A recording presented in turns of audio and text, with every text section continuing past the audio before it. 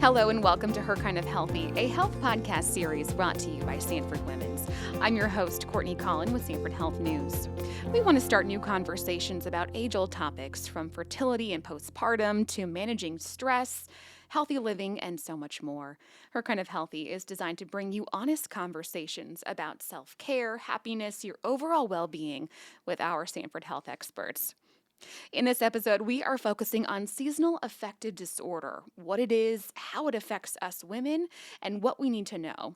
I have the privilege of welcoming two guests for this conversation. I have Dr. Wendy Vetter, who is an internal medicine physician in Sioux Falls, working to help patients understand how nutrition, mental, and spiritual factors impact physical health. And I also have Karla Salem, a certified social worker who specializes in women's mental health. Thank you both for joining me. Thank you. Dr. Vetter, I'll start with you. Can you define seasonal affective disorder and explain how common it really is? Seasonal affective disorder is a variation on depression, and it's unique in that it seems to coincide with the fall and winter months in its onset, and it also resolves typically with the coming of spring and summer. How common is seasonal affective disorder around here? So because we are in the Midwest and we have shorter daytime hours in the winter, we have a large amount of seasonal affective disorder, probably way underdiagnosed. And then the other part of it is there's kind of a continuum for some people. They don't have specifically seasonal affective disorder, but they are very affected by the shorter days because of the brain chemistry issues that sunlight impacts serotonin levels. And so when the days are shorter, serotonin levels decrease, which is kind of like serotonin is like the volume of your moods. So moods that would be just kind of stable and normal normally are all of a sudden a little louder, like anger is a little bit more intense, sadness is a little bit more intense. So people can kind of feel that impact even without the official diagnosis of seasonal affective disorder. So expand on what is physiologically happening in the brain. You talk about serotonin levels when someone might be showing signs or symptoms potentially leading to a diagnosis of seasonal affective disorder. Well, serotonin is like I said, your control over your mood. It's next to norepinephrine in your brain, which controls your thinking. So that's your anxiety neurotransmitter. And the two really work very closely hand in hand. So serotonin should be more buoyant, and it becomes less buoyant when it's not exposed to sunlight. But it is genetically predisposed. So you're born with your brain chemistry. So that's kind of the underlying or the initial kind of indication that if you have a history of depression, then you might be more impacted by the winter or the seasonal affective disorder, the extra kind of symptoms that come with it. But yeah, our brains, our guts are also interconnected, and then it's interconnected with sleep, because serotonin creates melatonin, which makes our sleep sustained. And then so in the shorter days, sleep can either be more or less. So you also have that sleep deprivation. Right. Yeah, I was going to mention the melatonin component as well in relation to circadian rhythms, and I think that's part of what we understand about seasonal affective disorder. So we talk about what's happening on the inside of our brain, but let's speak to the signs and symptoms. You talk about someone might be predisposed to seasonal affective disorder if they're potentially struggling with mental health or have history of depression. What are the signs and symptoms that we should be looking for? People will all have the typical signs of depression, which would be, more lethargy, lack of energy, maybe more hopeless thoughts. With seasonal affective disorder, there's some additional, like you tend to want to hibernate, not get out of bed. There's the carbohydrates or the diet issue. Have you seen that with your patients? Yeah, there's a craving for carbohydrates. It's maybe more intense symptoms, or it's just people just will report, I just don't feel like myself.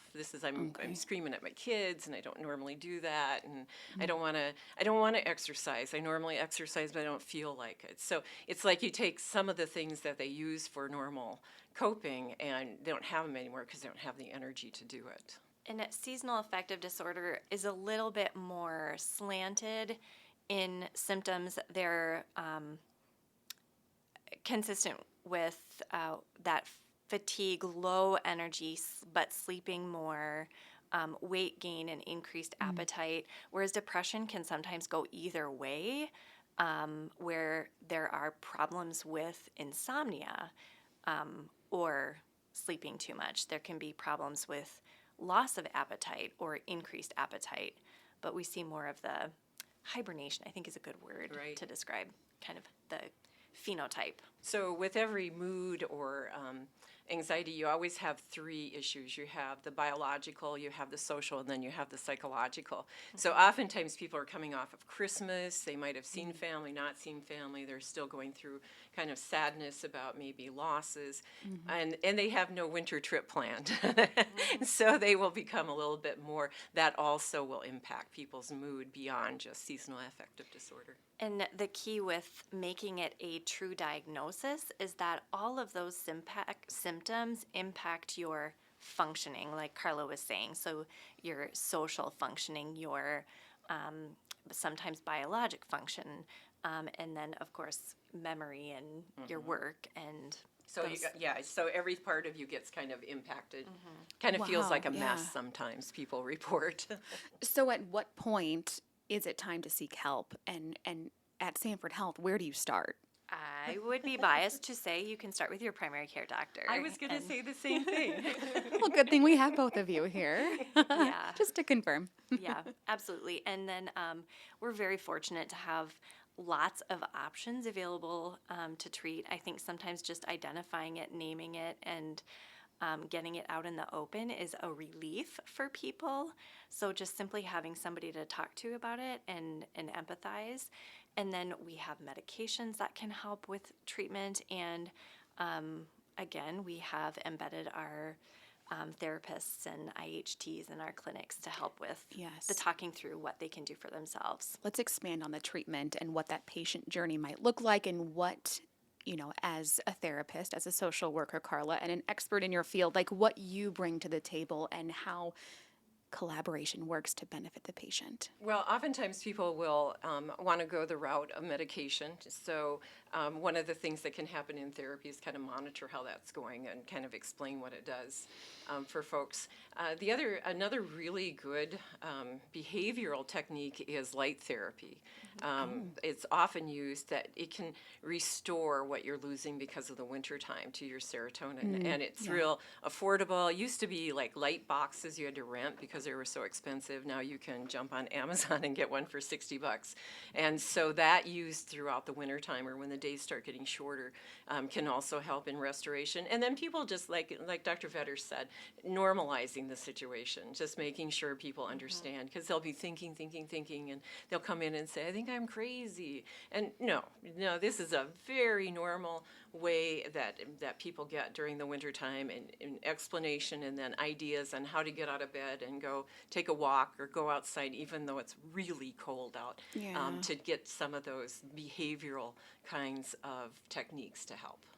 How might we support friends or loved ones who may be impacted by seasonal affective disorder? Well, one of the ways is just to understand and to listen.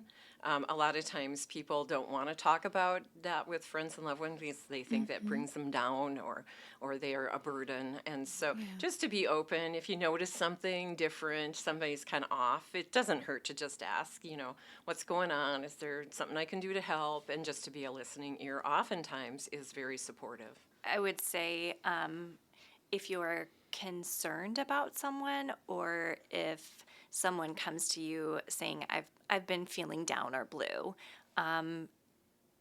entering a conversation with curiosity. And I use that same phrasing with my staff in clinic too. Just don't make judgment.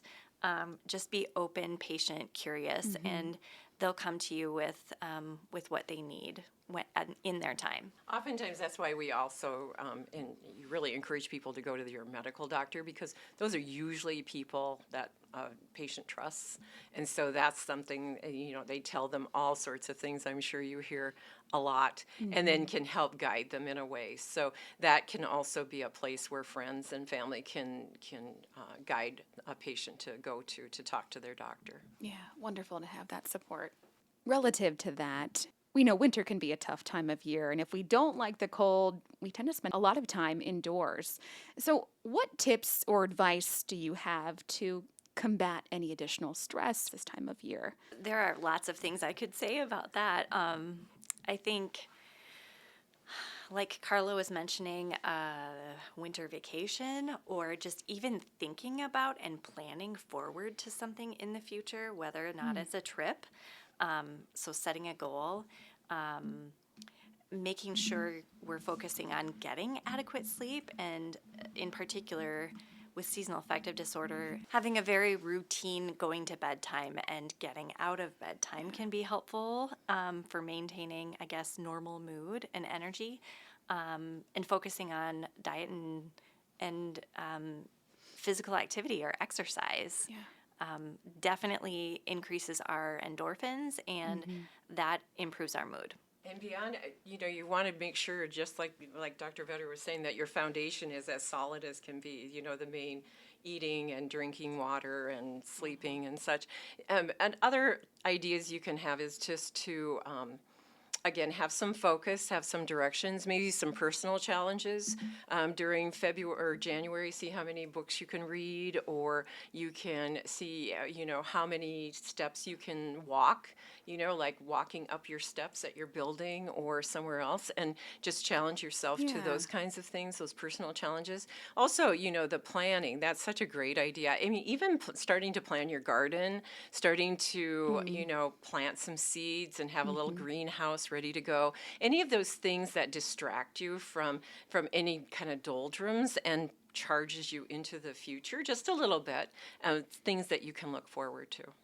Always good to plan ahead, especially thinking about those warmer months and those sunnier days. Is there anything else that I might not have asked you that you wanted to discuss on this topic of seasonal affective disorder, and what women need to know about this? My high points would be, it's really common. Don't keep it to yourself, and it will get better. Excellent notes to end on. I agree. Karla Salem, Dr. Wendy Vetter, thank you so much for your time and your expertise in all that you do here at Sanford Health. Thank you. Thanks. Thank you. I'm Courtney Collin. Have a great day.